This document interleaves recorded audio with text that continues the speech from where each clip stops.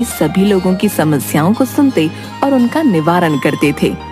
पूरे राज्य में राजा विक्रम सिंह अपने न्याय के लिए जाने जाते थे। सभी राज्य के निवासी अपनी समस्या को लेकर राजा के पास ही आते थे। एक दिन, मंत्री, क्या खबर है? राज्य में सब सकुशल तो है ना? पड़ोसी राज्य की कोई खबर या कोई सूचना? जी महाराज, अपने राज्य में सब सकुशल है और पड़ोसी राज्य में भी अभी शांति है। परंतु महाराज, एक दुखद सूचना है। क्या कहा मंत्री? दुखद सूचना? आखिर क्या है सूचना? बताओ हमें। वो महाराज, कल रात एक राज्य का निवासी महल के बाहर आया था। वो बहुत ही दुखी प्रतीत हो रहा था महाराज।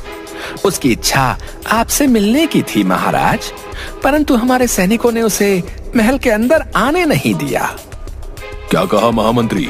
कोई दुखी व्यक्ति, वो भी हमारे ही राज्य का, हमारे महल के द्वार पर आया था और उसे अंदर आने नहीं दिया गया? आखिर क्यों? सैनिकों को बुलाया जाए।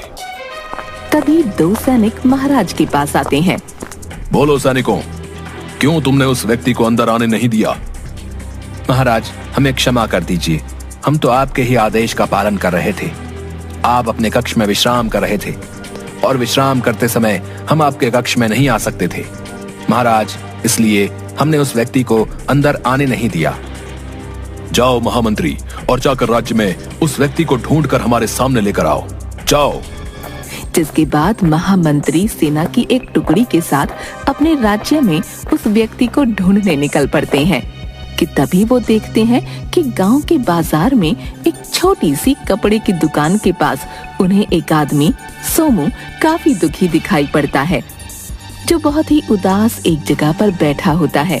जिसे देखते ही, ये देखिए मंत्री जी, यही है वो आदमी जो उस दिन महल में आया था। चलो हमारे साथ, तुम्हें महाराज ने बुलाया है। क्या सच में महाराज ने मुझे स्वयं बुलाया है? मैं कब से उनसे मिलने की प्रतीक्षा कर रहा था।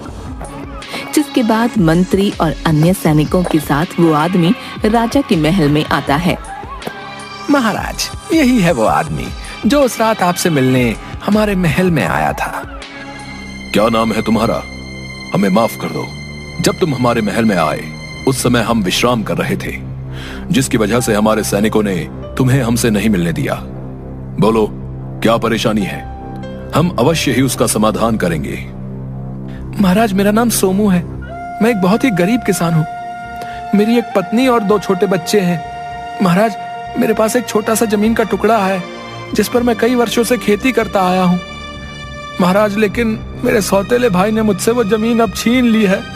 महाराज, मेरा भाई बोलता है कि वो जमीन मरने से पहले पिताजी ने उसे दी थी, जिस पर अब मेरा कोई अधिकार नहीं है। अब मैं क्या करूं महाराज? कई दिनों से मेरे घर में एक भी अनाज का दाना नहीं है महाराज, जिसकी वजह से घर में चूल्हा तक नहीं जला है। अब आप ही बताइए महाराज, मैं क्या करूं? महाराज, मेरे घर में तो अब 2 वक्त की रोटी बननी मुश्किल हो गई है महाराज। महामंत्री, इसके भाई को दरबार में बुलाया जाए। तभी कुछ सैनिकों के साथ सोमू का भाई दरबार में आता है। क्या नाम है तुम्हारा? क्या ये सच है कि तुमने अपने सौतेले भाई सोमू की जमीन धोखे से छीन ली है? बताओ हमें। मेरा नाम जग्गी है महाराज, और सोमू मेरा सौतेला भाई है। लेकिन ये झूठ है महाराज, मैंने इसकी कोई भी जमीन नहीं छीनी है।